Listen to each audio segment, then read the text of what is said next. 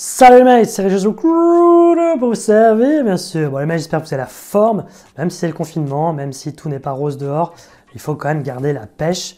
J'espère que vous êtes abonnés, que vous avez liké, que vous avez partagé, c'est important les mates. Allez, trêve de blabla, aujourd'hui on va voir 5 conseils pour bien réussir son télétravail. Alors le télétravail, c'est peut-être quelque chose qui est familier pour la plupart d'entre vous, et peut-être que pour certains, c'est tout nouveau, ok? Il y a des métiers où c'était peut-être pas forcément encore bien répandu. Et le télétravail, quand on n'en a jamais fait, ça peut vite être un petit peu compliqué. C'est-à-dire qu'on peut avoir tendance à se laisser un peu emporter par le boulot, à prendre sa pause déjeuner à 14 h ou pas du tout, et terminer le soir à 19h30, 20h, alors qu'en règle générale, en temps normal, au bureau, on finit plutôt à 18 h. Donc vous voyez, il y a des choses quand même qu'il va falloir mettre en place pour être sûr justement de ne pas se laisser déborder. Et on va commencer tout de suite avec le premier conseil, c'est tout simplement de faire une to-do list. Alors moi je vous conseille même d'en faire une quand vous êtes au bureau, c'est beaucoup plus simple pour ne pas oublier les tâches importantes qu'on a à faire dans la journée, parce que vous savez comment ça se passe,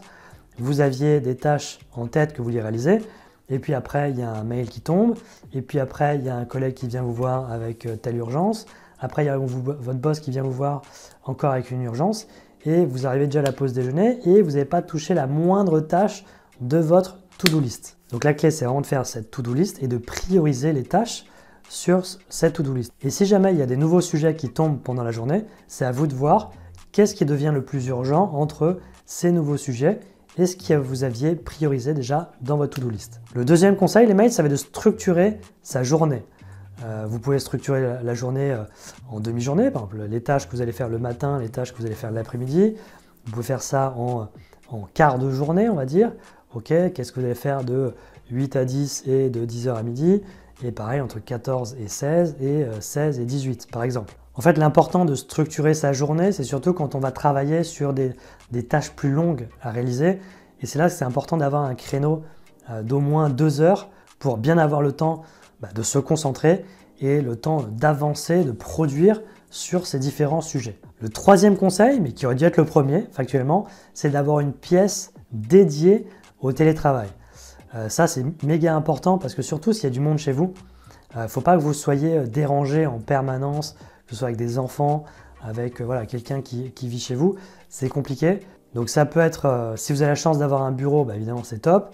Ça peut être un petit coin de salon, ça peut être la cuisine, ça peut être ce que vous voulez, du moment où vous pouvez vous asseoir confortablement à une table et que vous puissiez installer votre ordinateur, de quoi prendre des notes, votre cahier, vos stylos, etc. Le quatrième conseil, ça va être de faire des pauses. Je vous l'ai dit en tout début de vidéo, la plupart des gens qui n'ont jamais fait de télétravail, qu'est-ce qu'ils font? En règle générale, ils sont lancés du matin au soir et ils ont la tête dans le guidon et voilà, ils ne savent même plus. À la fin, ils ne sont pas productifs, ils sont plus productifs parce que personne n'est productif quand il passe sa journée assis sur une chaise et à regarder un écran.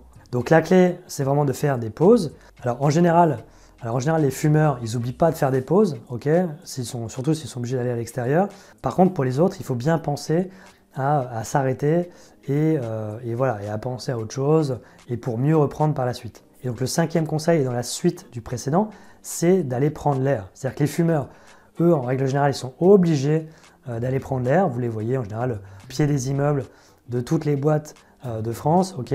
Ils font leur pause clope, ils prennent l'air, même si ils flinguent leur santé, ils prennent l'air. Et quand on n'est pas fumeur, c'est pareil, il faut aller s'oxygéner, d'accord? Il faut sortir de chez soi et surtout comme en ce moment, en temps de confinement, c'est très important d'aller vraiment s'oxygéner de manière régulière pour pas péter un plomb parce que sinon vous allez rester enfermé non-stop et ça va être compliqué parce que là encore, il y a du soleil, il fait encore un peu froid, mais quand il va faire beau, si vous passez toute votre journée enfermé et que vous oubliez d'aller prendre l'air, à un moment donné, il va y avoir les fils qui vont se toucher.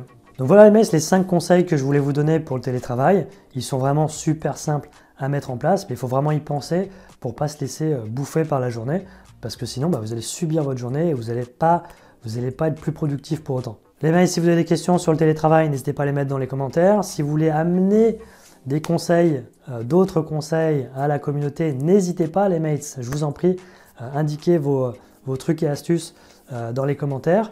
Vous pouvez bien sûr vous rendre sur le site réussir son entretien d'embauche-du-6 entre chaque mot pour bénéficier d'autres conseils et de formations, ok, des coachings sur les entretiens d'embauche.